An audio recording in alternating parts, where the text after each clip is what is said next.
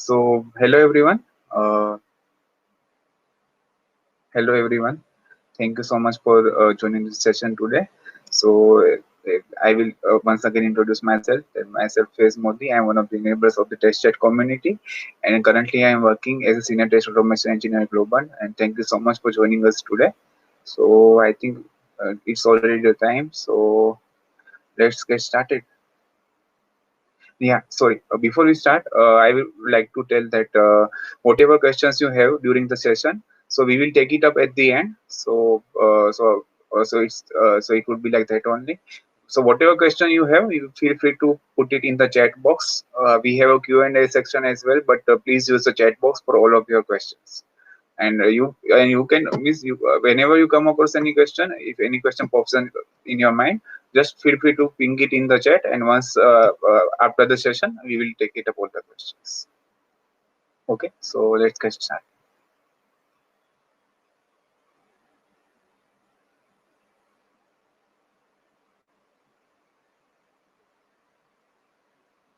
Okay, I am sharing my screen. Anyone please confirm once, because once I will go full screen, then maybe you. Okay, fine, that's good, thank you. Okay, so now let's get started. So today's topic, as you already know, is about taming the test automation beast as a beginner. So I hope that after this session, you will not only be able to start your test automation journey, but you would also be able to tame the test automation beast as well. Apart from that, I would like to say that although there is nothing called manual testing, but today we will talk only about automation testing. Okay. Yeah, and these are my Twitter and LinkedIn details. If anyone wants to connect with me, then they can connect using these details. So let's start. So today's agenda will be first will be to start or not to start.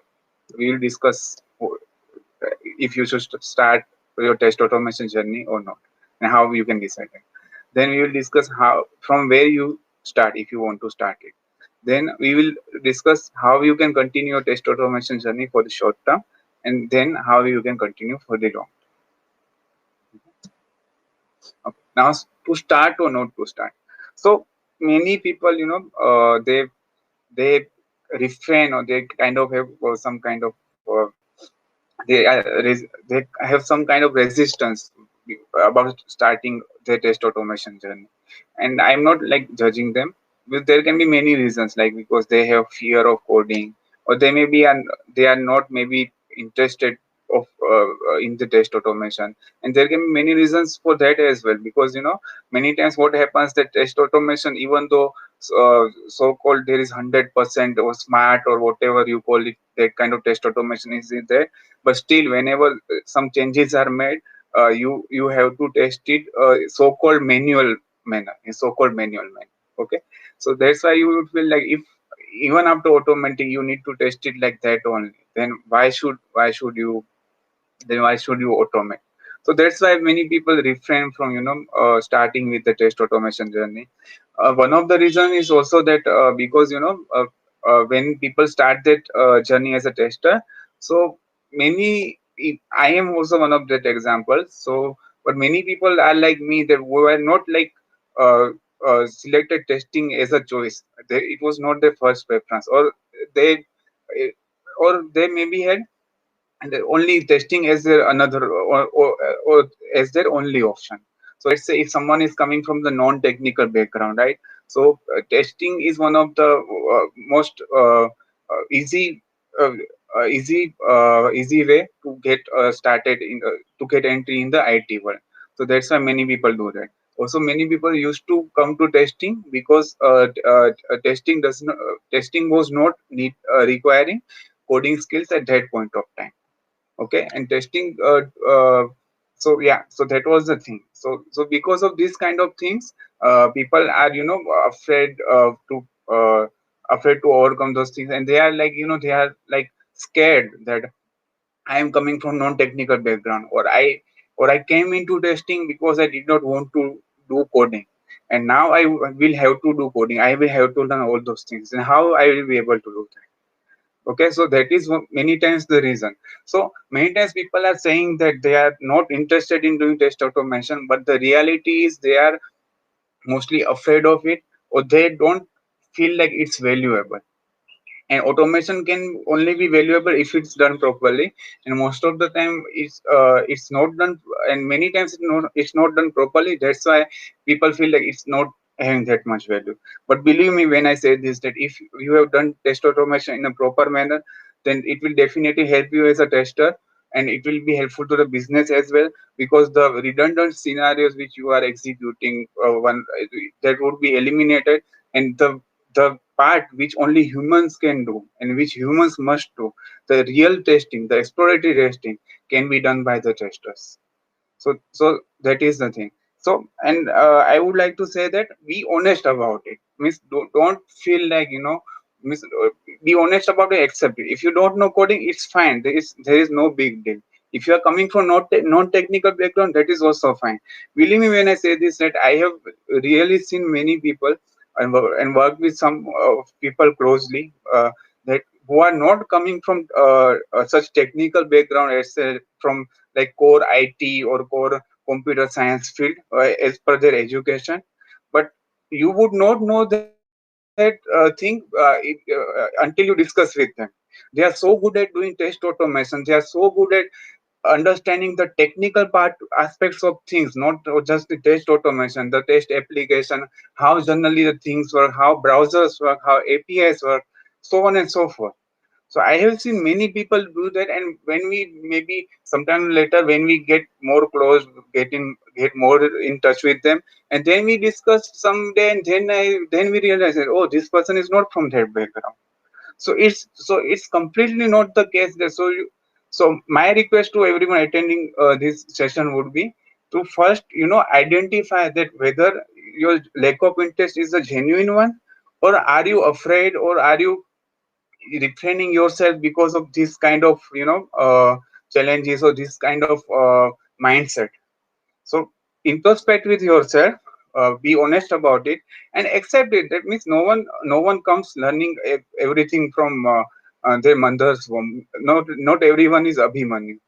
I hope I remember the name correctly. Abhimanyu from Mahabharata, right? So not everyone is that. So every people learn, and as a tester, I know that you must have also learned many things across your career, like from one domain to another domain, or let's say from web to mobile app, or let's say from web to IoT, or whatever, or vice versa. So we keep learning. So this is also one of the learning only. It's not that much difficult or challenging. Okay, and I would like to advise that to do that, just try to be fearless and be yourself. Now we move on to the next slide. Okay, so now if you have decided to start, okay, so you need to know that from where you need to start. So first, I will give first advice is choose the one. By one, what I mean, I will explain. So by one, first I would tell, select one programming language, only one programming language, and then choose first the area which you want to learn, because test automation itself has a different areas, like web UI automation, mobile UI automation, API automation, etc. So you choose your area and choose your programming language first. Tools and others, tools and the ecosystems and all those things will come on the later part. So with programming language, of course, the ecosystem will be related, but still that is very important thing to decide. And how will you decide? So if you have any previous experience, I would suggest, if you have any previous experience with any of the languages, then you should go with that. But if in case you don't have that, so I would and so I would suggest to go with the language which either is being currently used in your organization's test automation, or go with the language which, as per your experience level, as per your profile in the market, it is in demand. Okay, now and the same thing I can say about the web, about how to choose the web application, or means web UI automation, or mobile UI automation, or API automation. So for that also, I would like to suggest you to follow the same advice if possible. That whatever your or current organization is using, if you try to learn that, then you can, if you learn that, then you can contribute to that there as well. And I think if you are working regardless of any organization you are working, if you come to go to them and you tell them, hey, I have learned this and I want to contribute to automation, they, I don't think anyone would say no, you cannot contribute to the test automation. So that would be one area. One another aspect to check is, let's say if your organization is not having test automation, then how will you recenter what for, so for what area you should pick up, right? So for that, I would suggest you can do two things. First, as I told you earlier, that as per your profile and experience level, etc., see what is the market demand. Okay. Another thing can be, means these two things can be in combination of each other as well. Another thing can be that what you are experienced yourself in. Let's say you have experience, you have very good experience on web and very less experience on mobile. I'm just giving an example. So in that case, you should go for the web automation. Why? Because you already understand how browsers work, how web applications work, etc., so on and so forth. So your learning curve would be very much reduced if you like go directly with, let's say, mobile or API. Okay, so that would be my advice. And my another advice would be start from the basics. So this is very important one. People generally, what people do, people directly try to jump onto learning. Let's say if I talk about Java, then directly jump onto learning, let's say, TestNG, Maven, etc., so on so forth. There is nothing bad with that, but first you need to understand the programming language, and then before moving on to the test framework and all, you need to understand how web applications work, how other things work, how elements are working, how DOMs. If I talk about web automation, then how elements are loaded, what is DOM, what are the challenges, what you can. So those kind of things you need to understand first. And as you can see in this image, so there's one concept of test automation pyramid. But I have kind of this. I have tried to create this pyramid, but in the base is basics. So whenever you are learning anything, not just test automations, high, basics is the very foundation, and foundation should be always strong. If your foundation of basics are not clear, if I would let me try to give this example in layman's term. Okay, now let's say you want to create a building, a skyscraper. Okay, and it's, let's say, about 10 floors. But if the foundation of the building is not itself that much strong, then the building may get damaged or collapse with a very minor earthquake as well. So that's why it's very important to have very good basics clarity. So whenever you do this, please make sure that choose first only one, let's say, programming language plus this area of automation, the whole ecosystem regarding to it, and start from the basics. Means you should need to know, if you, let's say, if you are knowing n number of things, Docker, etc., but you don't know, let's say, how to, what are the different XPath access or relationships, then it's not then it's not that good as per my opinion. Okay. Now, how will you continue this your learning journey for the short term? Okay, so there are four aspects to it, or four, I can say, four mantras, you can say, maybe. So you need to keep learning, you need to keep practicing, you need to keep questioning, you need to keep discussing. Okay, now we will go through it one by one. What is keep learning? So whenever you start learning, so let's say you are learning Java or Python or JavaScript, any concepts.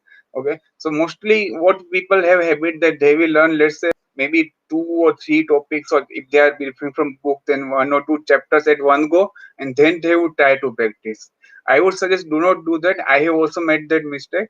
I'm not saying that just let's say for that practice only for one concept, but it's on you. You need to decide that once you are learning topics. So before you forget the what you have learned about the topic in detail, because after a while we start forgetting things. So once you have learned it in detail, so before moving on to next topics or next topics, let's say if they are small topic, then you can combine more than one as well. There is no issue with that. Then practice it first, because unless or until you have practiced those concepts, you won't be able to have that much understanding, and that would be your real test about how you have understood the concept. because whenever we read or maybe we refer any video or something, so we feel like we have really understood this concept. But when we actually try to implement that, then we actually know how much we have understood and how much we have not understood. Okay. Now the next one is keep questioning. So I will give you one example that in Java you cannot create a private class, right? Okay. So but means so that is one of the rule. But have you ever means try to so whenever you are learning, you will come across some rules like that you cannot do this, you cannot do that, or you should do this always in this manner, right? But as a tester, you need to be curious and you need to explore. And I think as a tester, we already have that ability in ourselves. So we need to question why, what will happen. Try to do that. Try to make a program with a class as a private access modifier. What will happen? It will not look like your laptop will damage or whatever, right? So in worst case, the program won't run, right? So just do that. So you would maybe able to understand it more that why this is not allowed in the by theoretically you can also understand, but by in this way, if you keep questioning yourself, or maybe you can ask to some persons as well who are knowledgeable, or you so if you do this, so in that way you can remember it for a long time as well. Oh, because of this we cannot do it like this. So you may not need to refer it from time to time, it would be stored in your long term memory. Now the next one is the keep discussing. So whatever you learn, so if you discuss that, hey, as per my understanding, this is like this, but it is correct or not, or let's say if you have your some of your peers who are also learning test automation, or who are already in test automation likewise, if you discuss with them, so the two things will happen. One thing will be whatever you understand, so you will be able to know that whatever your understanding is correct or not. Second, if it's not correct, or regardless of it is correct or not, you will be able to learn some more things. It's definitely, if let's say if both of you are beginner to your test automation journey still, because every person's thought process, thinking ability, analysis ability, all those things are different. So if whenever you will discuss, so you will definitely get to know one another point of view, one or more, depending on how or where you are discussing, and then you would have more robust understanding of whatever you have learned. Okay. Now we move to the next one. So how to continue it for the long term? So first, whatever things I mentioned in the previous slide, whatever that keep learning, practicing, questioning, and discussing. So need to of course do that. But now you are in the long term game, so you need to go one level up. Okay. So that you need to do, that you need to continue. Apart from that, what you can do or what you should do is you need to contribute. How you can contribute? You can maybe write blogs, you can maybe participate in some events or conferences, likewise, so on and so forth. You can participate in the community as well. Also you can contribute to the open source projects as well. Now when I say contribute, it's not necessarily coding contribution. Yeah, it's good if you can do that. Open source projects are allowing that. You need to raise it, so whatever tickets are there, you can close them. The tickets, you need to get in touch with the maintenance of that project, and they will help you how you can contribute to the project. But if you are not at that level, then also you can start with just, maybe you can contribute with the documentation of that, or you can do it in another way. Means people are creating very good repositories, like from where you can learn test automation, likewise, so on and so forth. So there are many ways to contribute. It's not like there is only one way to contribute. But because of contributing, you would be able to know more things, that I can say for sure. And the community thing works in two ways. So whenever you are engaged with the community in any manner, okay, so what happens that you need to learn, you get to learn so many things, okay. And now whatever you have learned by yourself and from by community or by any other ways, so whenever you try to share that knowledge with other people, so that way more people are getting knowledge, and in that you will also get benefited, because as Anna Monan has said, that sharing will enrich everyone with more knowledge. And I can say for sure that whenever you maybe write a blog or something, or an article or post or somewhere else, Okay, so people will get this, so it would be kind of create a discussion. People may agree or disagree. And yeah, I would add one more line here, that whenever you are trying to learn, whenever you are in such situation, be open minded, please.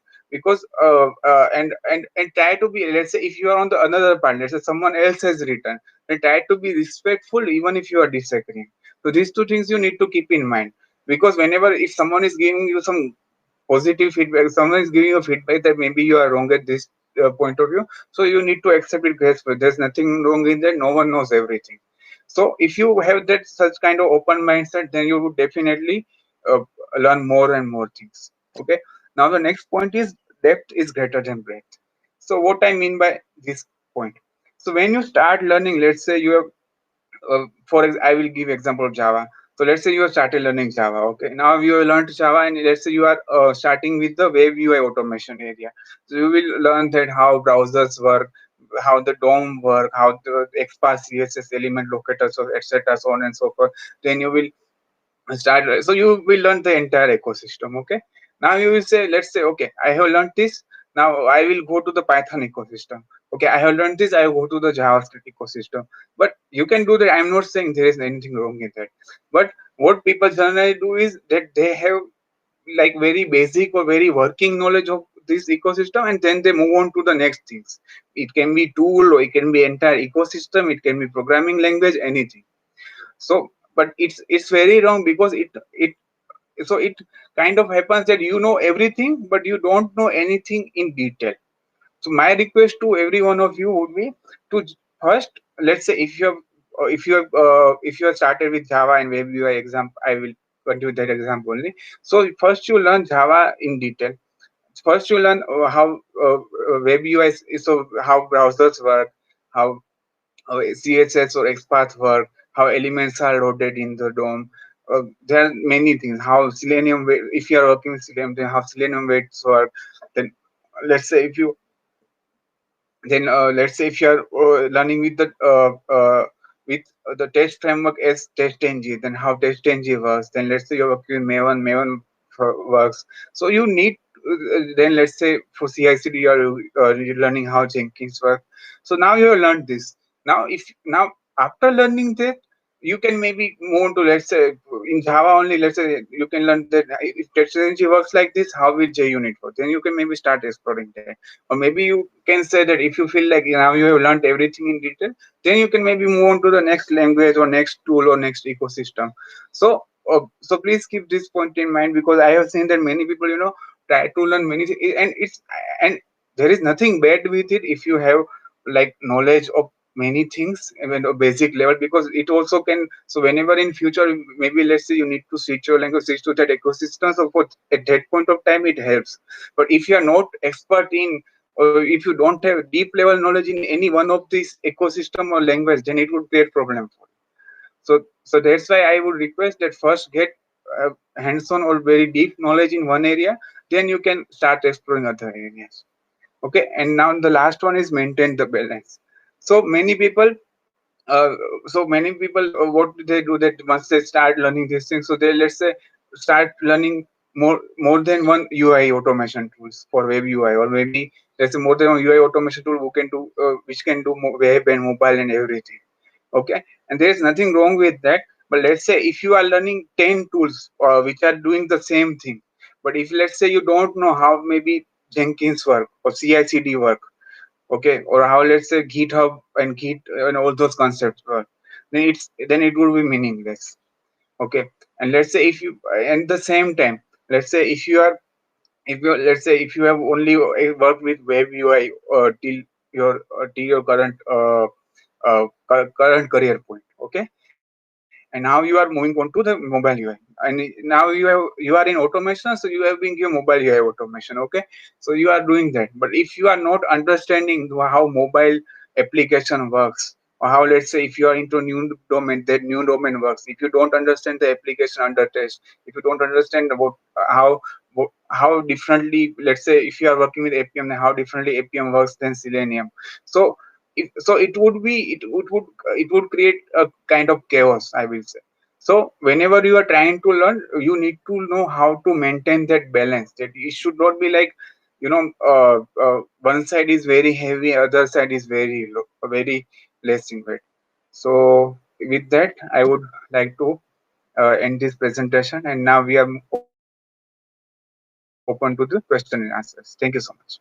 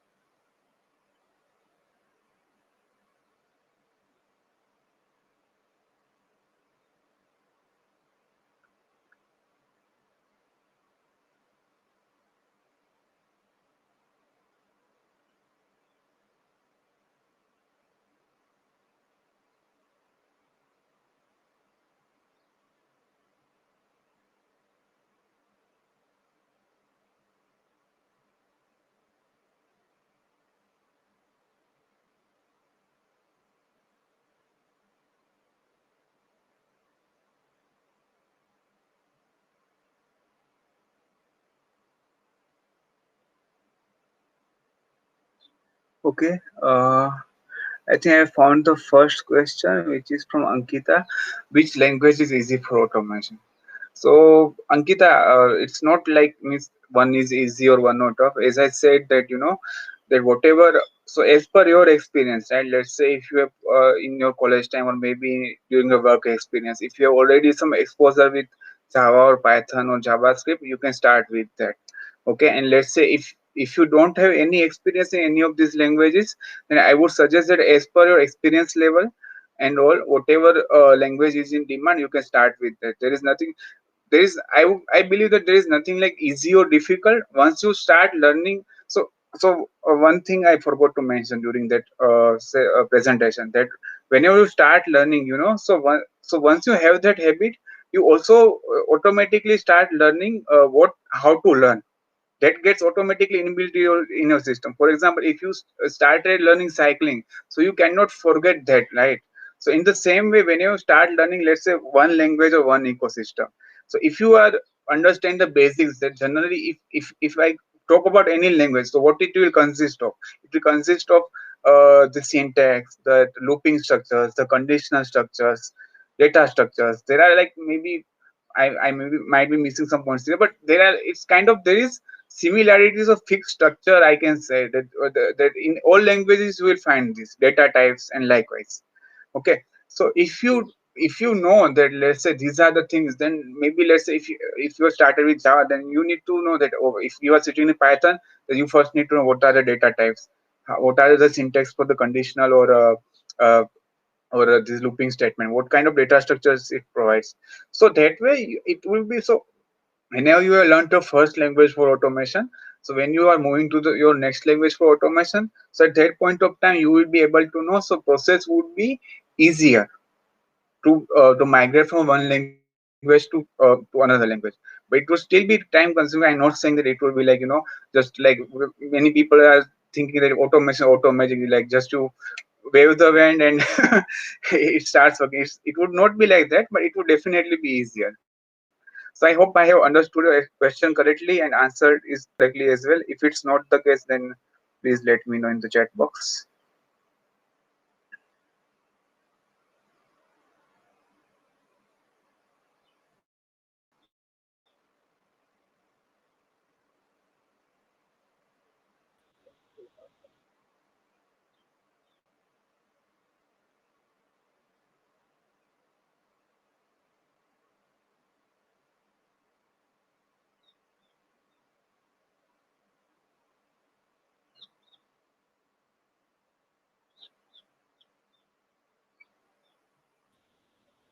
Faiz, are you able to hear me?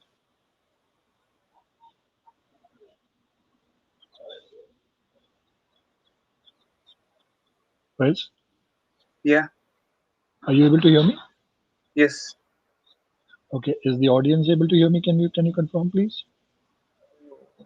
I can read the questions for you because you're looking at it, and I have Yeah. been chat for a long time.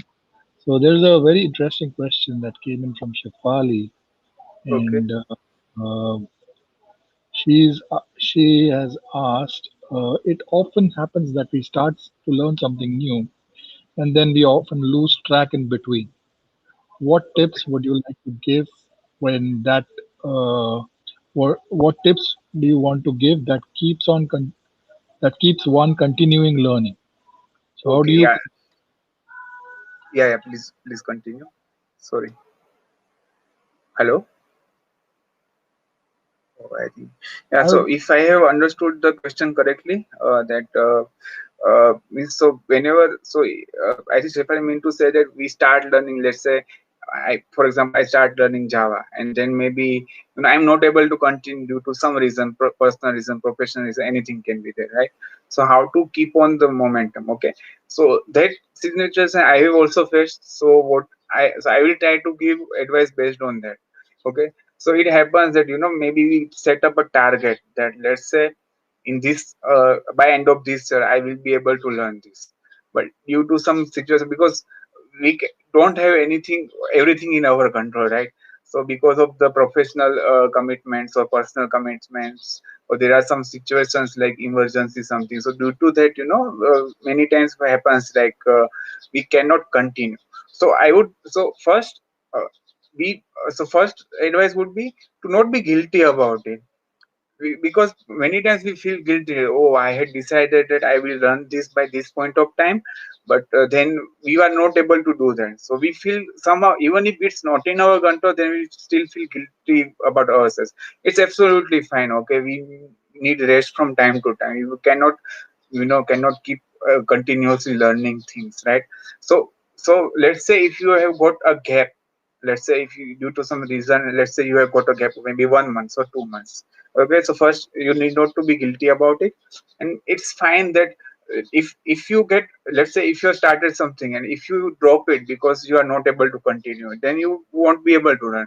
Or let's say if you make a target of, let's say, 6 months or 1 year, then maybe even if it is achieved in 2 years or 1.5 or 2 years, okay, then also it's fine. At least you are able to achieve that. Okay, and how to continue? So let's say you have learned three topics, and now after 2 to 3 months you have got time. Okay, so what you need to do, you need to first brush up and go to those concepts first. Okay, no, those two to three concepts you need to. So because whenever you need learn, so you maybe you need to, as I said, that whenever you learn, so I would give that whenever I learn theory, I generally make the notes, and whenever I am practicing, I make programs on my PC or something. So if you I want to revise, I would go back to that. So mostly I will remember that if it's not very long time. If it's very long time, then maybe I need to start referring that topic again. But when as soon as I will start referring, I will remind that, oh, it was like that. Then accordingly you will be able to like quickly revise it, and then continue from that point onwards. So this is how you can, as per my understanding, as per my experience, this is how you can, so you need to in short start from where you had left. Okay, you need to just brush up those things and then continue the momentum. Then also try to continue it, and if it's once again, whenever you if it gets broken, then it's fine. In short, continue where you left. Okay, need if required, brush up, and then and likewise you will be able to move forward again and again. I hope that answers your question, Shifa. Guys, the next one is from Jugal, and Jugal is asking, can you please suggest some websites which are good to automate for practice? Okay, so I think to start with, the Internet Heroku app is a very good one. Okay, and then as per your what can I say, that then as per whatever you want to learn, let's say if you want to go deep something, and likewise, then maybe you can practice it other side as well. But the Internet Heroku app is something I would suggest to every beginner, I would say. Can you type it in the chat so that everybody can Yeah, benefit from that? I don't remember the exact URL, but I will type in something. So I think maybe if you Google with this term, you would be able to get this. So it's the Internet Heroku app. Yeah.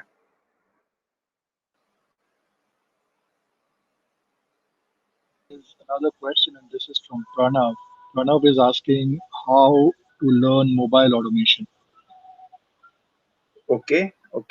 So, but for that, I, so it you can start learning it, but first I need to know what you already know, because if you don't know, let's say how mobile applications work in general, or let's say if you don't have web application automation knowledge, then that would differ accordingly. But let me tell you anyways that, let's say if you don't have knowledge of that mobile application, how mobile application works, or how, let's say, web application etc works, then I would suggest you to first go to go to go through that first. Learn how mobile application works, what are, like, let's say, what are different types of application, because I can say from my experience that if your application is not native, and if it's not native, then also you can face some kind of challenges while locating the elements. So, and then let's say if you, because if let's say for mobile mostly people are using APM only. So for that you need so an APM is based on top of Selenium only. So if you know just the basics, it's not entirely similar, it's different. It's just based on it's just made based on that. But if you are doing that, if you are yeah, sorry. So if you have learned that very basics of the Selenium, like how, what are the kind of, for example, what are the weight, what are the different kind of weights which Selenium provides. So those things are very, so some things are common between Selenium and APM, and then once you can start, so then you can start learning APM.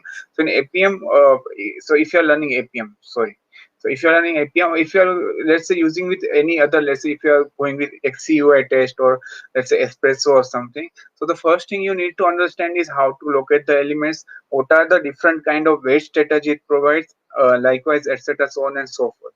And you need to also learn how to, so mobile comes with its own set of challenges. I can say it's a bit difficult than web UI automation, I guess, mostly in terms of setup and compatibility and all those things. So you need to know all those things as well, and how you can set up on iOS, how you sorry, on the Mac or machine, how you can set up on the Android, how you can run it on emulator, simulator. So you need to learn all these kind of things. And there are some and also, so and then you need to also know what kind of events you can perform. So let's say, in so in mobile, we are having some additional events than web, we can say, because we can tap, we can swipe, we can, pinch in, zoom in, and zoom out. So you need to learn how you can, how you can perform such kind of events. So you need to go like in likewise manner, step by step. That let's say how to locate elements, means how to do setup, then how to locate elements, then how you can perform some actions, and then I think the rest of the things can be more or less similar. Like you can use the same test frameworks. Like let's say if you are using Python, then PyTest can be you can use for the web UI automation as well, and the mobile UI automation as well. So then those things remain same, I can say. But these are the things which you need to learn is when it comes to mobile. I hope I have done justice to your question I with my answer. I am trying to look for your question, Neha, but I can't find it. So if you can type it one more time. Sorry, I'm unable to find your question. Please type it one more time, please, for us. The next question, in the meantime, while Neha shares Okay. her question, is from Sanjeev, and he is asking, I don't have any knowledge of coding. Shall I start with Okay. Python or Java? Okay. So Sanjeev, so there are two things to it. Let's say, as I said, that first, so you said that you don't have any knowledge of coding. Okay. So that point does not come in your picture, that what you have experienced previously. Okay. So with Python or Java. So I would first ask you, what kind of test automation is being used in your organization. Second thing, as per your experience, as per your profile, what is in demand in market? Accordingly, go for that. I would suggest you that, because there is nothing like, means if you learn Python first, then you won't be able to Java later, or you can learn Java first, then you won't be able to learn Python. No, it's not like that. If you learn one language properly, then you would be definitely able to learn the other languages easily. So depending upon what your, either what your organization is already using, or what kind of job market is there, what kind of demand is there as per your experience level. You can choose that language if you don't have any such preference of what language to choose, or if you don't have any prior experience in any of these languages. I hope I have answered your question.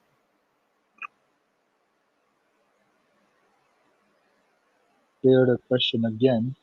Thank you, Neha, for doing that. The question is, when you are starting automation, let's say there are 4 or 5 tools tools available.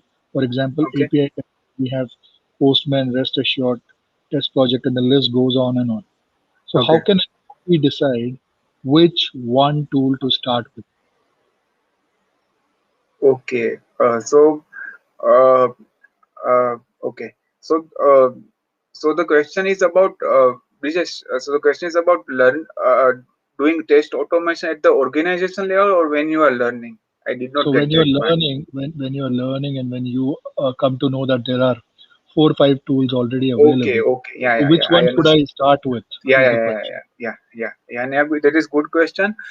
So I would, so what I would suggest to you that first you need to learn the basics of the API, and for that I would suggest you to use the tools like Postman. I'm not saying just Postman, but Postman is, I can say, as per my experience, one of the very good tools to start learning how API works or how you can test the APIs. So to get that kind of knowledge, first you start with that. So you will learn many things about how API works. We just generally think that that there are generally only things like get post put delete, and we are done with that. So but it's not the case. So first you need to learn. I would suggest you to first, if you don't have any much experience, then just, let's say, I'm not saying spend your entire time. Let's say if you're targeting for the 6 months to achieve this goal, so I'm not saying that spend your entire 6 months or that, but just, I would say, just spend your first 1 to 2 months to learn the how API works generally, and how you can test the APIs generally, or using tools like Postman. Once you decide that, then you can learn any tool let's say, if you then you can decide that, okay, that now I have the knowledge. Then accordingly, let's say if you know Java, then you can go with Rest Assured. If you know Python, I forgot the name of that framework, but there are some frameworks like Rest Assured in Python as well. So accordingly, you can then choose whatever as per your language or something. Or let's say you can go with test project as well if you don't want to go with the coding, any tools which require coding. So likewise, you can decide that what tool you should go go with it. So I would suggest you accordingly. If I can just add to what you said, Faiz. Um, so, uh, I mean, since Neha asked this question pertaining to API, what I would like to add is understand how APIs work in general, irrespective of the tools. As a Yes, first, yes, understand yes, correct. the different implementations of APIs, how they work, how is it different for a monolithic architecture, how is it different for a microservices based architecture, the Yes, implementation. Then, are there any set of rules that apply? Is there anything to do with security or you know, just those concepts? yeah, Understand yes, what yes, yes, API is, and then as the next step, like Faiz suggested, pick up a tool. Rest assured is the easiest because that also allows you to explore a little more, get a little deeper into APIs, and then start. That would be my recommendation as far as API goes. Similarly, I yeah, mean, if you just go beyond API, if you go to something else, then again, understand how things work. I mean, yes, as Faiz suggested, that is the first step. Get the basics right. Okay, even if you go for UI automation, understand how the browser works. Okay, how is it? What happens when you type that URL? Okay, on the browser, how is that website displayed? Okay, what is going on in the background? Learn the the basics. For example, the browser engines. Okay, what are the various engines? yes, You know what are the differences when it comes to, say, if you have a CAF implementation, the Chromium embedded framework. If you have something like that, then what happens? Okay, does the browser behave differently? Why is Google Chrome different compared to Mozilla Firefox or Edge? So things like that, and then you will be able to understand, anything else to do with automation. Then you will Yeah. understand why things like WebDriver exist. Then you will understand Yes. why WebDriver is an interface, and you need to use it. So things like that. So understand that thing first, and that was, I think, the first thing that Faiz mentioned during Yeah. the presentation. Okay, Yes, so thank you. Yeah, yeah, thank you, Bridges, for elaborating. I will just add one point here.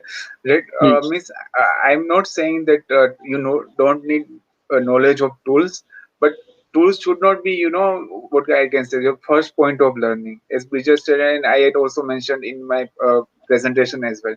That if you know how things work in general, okay, then most of the concepts remain same. There is only very little difference or very very small learning curve between one tool to another. So because with tools there's no guarantee. Today there is one tool, tomorrow there may be another tool. One tool may get deprecated as well.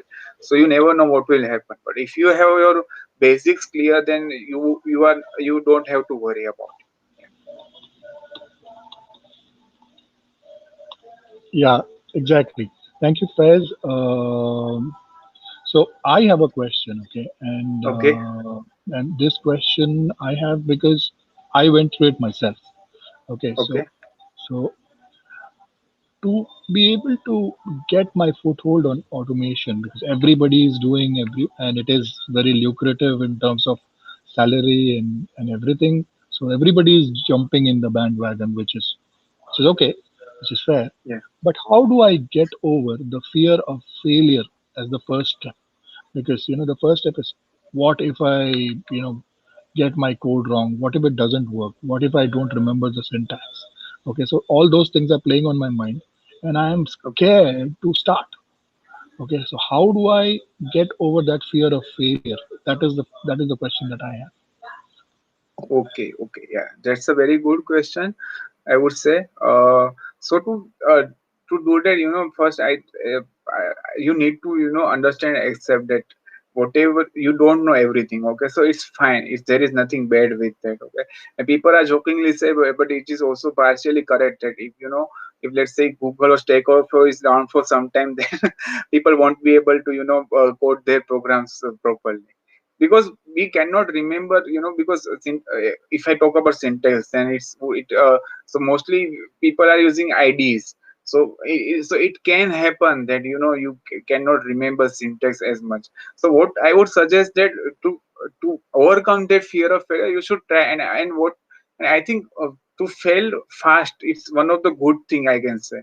And let's say if you are so you don't need to fear about failure. You just need to keep on going. You need to practice. You can maybe put your code on GitHub, or likewise you can do anything. So just whatever you will do, if you will fail, then you will learn. Then also I would say it is one of the best way to learn. So there is nothing, so you should not be afraid about failing. You should just start with it. If you fail, then also it's okay. You will learn something, and then you can take it as a lesson rather than just as a failure, or miss, oh, how I failed, and getting sad about it, or getting worried about it, I can say.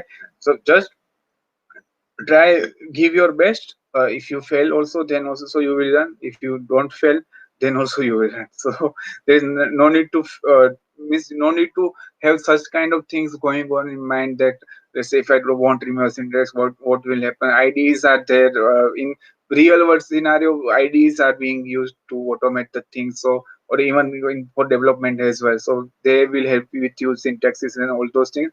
If you are good with your concepts, then you need to nothing to worry about, because everywhere Google is. I don't know if any. I don't know about any company which has Google blocked at their workplace. So okay, so Google is there to help you if you are forgetting something. Okay, but if you know the basics, then you will know what to Google, I would say. I Well, don't know how Google I is have blocked in answered your China. question. Google is blocked in China, so and of Yeah, course they can they can use we Baidu. They can use uh, Baidu. and Or and of DuckDuckGo. course, DuckDuckGo, I don't know it's blocked or not. and of course, one of the things that I always advise people who are starting to learn coding is say no to Stack Overflow driven development. Okay, so Yeah. there is most of the development is Stack Overflow driven development, but we should say no to it. So there is a very interesting question from Arpita, and Okay. she's asking, when do you think is a good time to start community contribution in coding? After a person starts learning, have done a few projects with basic requirements for the tool or language,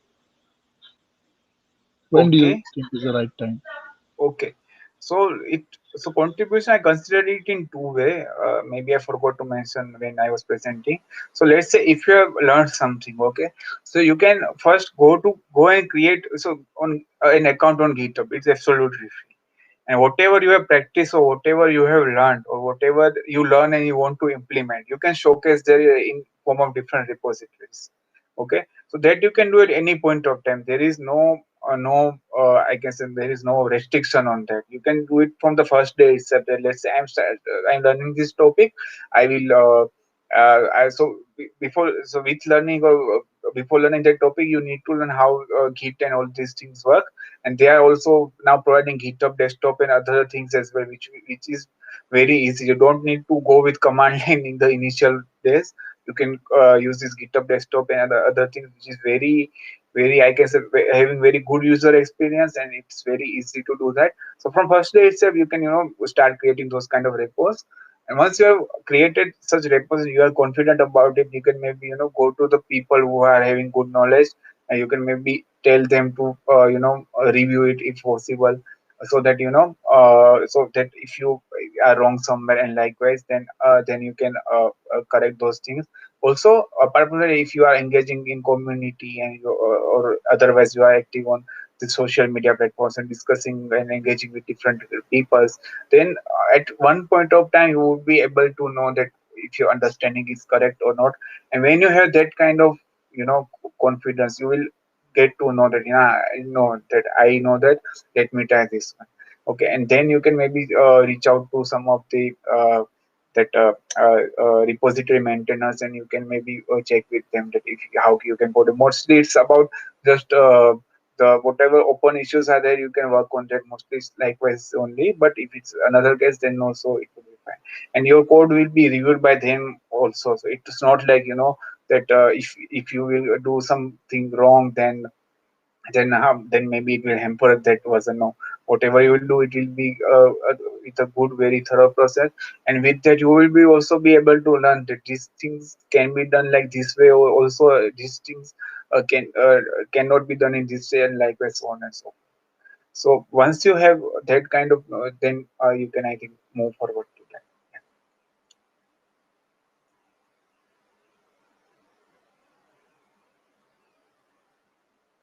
I don't know if there are any questions or if I have missed any question. If there is anything, then please chime in, guys, because there is a lot of action going on in the chat. So let's see. Okay, Sanjeev has another one. Google will help once we get the job, but getting the job as a beginner with more number of years as experience is tough. How can we crack an automation job without hands-on experience? Is the question from Sanjeev. So if there is no hands-on experience, how do I crack the interview? Yeah, Sanjay. So I would like to give, yeah, okay. So for that, so I would like to say that people have this misconception of. I'm not saying it's the most easy way to do, but people have this misconception of that hands-on. It should mean that only in your professional work or at your workplace only. Okay, so in your time, so whenever you have free time, you can create as I said, that you can create your repos on GitHub. You can showcase your work likewise. And now GitHub is providing options like some GitHub profiles or something. I forgot the name. So by that you can kind of create your own portfolio or CV, I can say. So if someone sees that, you can just You can just mention then your GitHub repo link in your CV, or maybe when you are applying for the application, applying for a job, then you can maybe mention that as well. And if whenever the person will go through it, and then they would be able to understand that no, this person is knowledgeable. Apart from that, one another thing, it is just a coding part, right? Apart from that, what you can do, you can share your knowledge via posts, blogs, tweets, in any form. Because if you share your knowledge, then it's also it is also one of the way to prove that you actually have that kind of knowledge. And if you are proving that in that way, then I believe that even if you don't have any such so-called hands-on experience at your workplace, then also you will be able to get the job. I know it's not the most easy way. I know it's like, because if you have you need to give in extra efforts apart from the workplace also, or need to learn and you need to put in efforts. But it's not that it's something impossible, or it's not uh, achievable. It's achievable, but you need to target it, or you need to achieve it in this manner.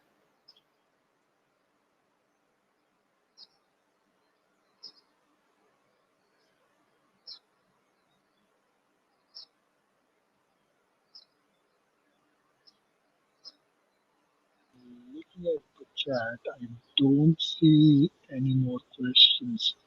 If there is any question at this point of time or any comment, please do mention. I think we have few more minutes.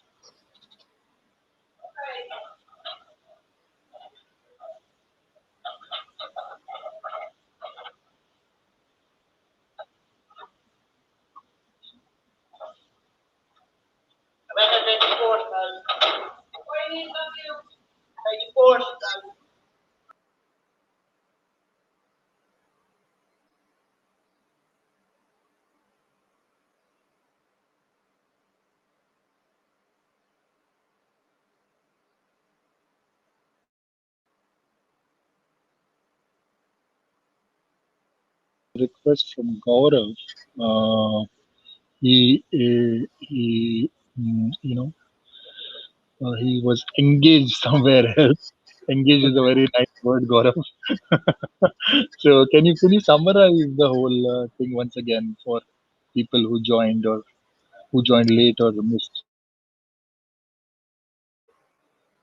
Okay, okay, the benefit? I will try to summarize it. Yeah, yeah, I will try to quickly summarize that. First of all, don't be afraid of test automation or coding. It's not that much also a big deal that people are very afraid about it. It's not that much of a big deal as well. It's okay. Believe in yourself. Okay, no one knows everything. You can also start the things, but you need to do it in the right manner. You need to start with the basics first. You need to choose only one particular language or ecosystem or automation area, rather than trying to learn each and everything in a shallow manner. Okay. And once you start learning, so it should be like learning. You need to learn, practice, question and discuss. You need to do all these activities in a combined manner. And once it is done, and then for the long term, you can start with you can do the contributions in any form to the community or outside the community as well. You can engage with the communities. You need to remember this, that you need to be expert in one particular area of test automation before moving on to the other areas. And and uh, and and also you need to maintain the balance, that if say you know about 10 different tools. Okay, but let's say if you don't know about how Jenkins work, or how any CI/CD tool work, or how, let's say, Git works, then it won't be that much beneficial. So have to have that knowledge balance. And yeah, also, if when tied to maintain base, you also need to make sure that you understand the underlying technology and application, how it works and all those things. If, let's say, if you don't understand that, then you will definitely get challenges at one or another point of time. So I think that was it. Yeah, thank you everyone.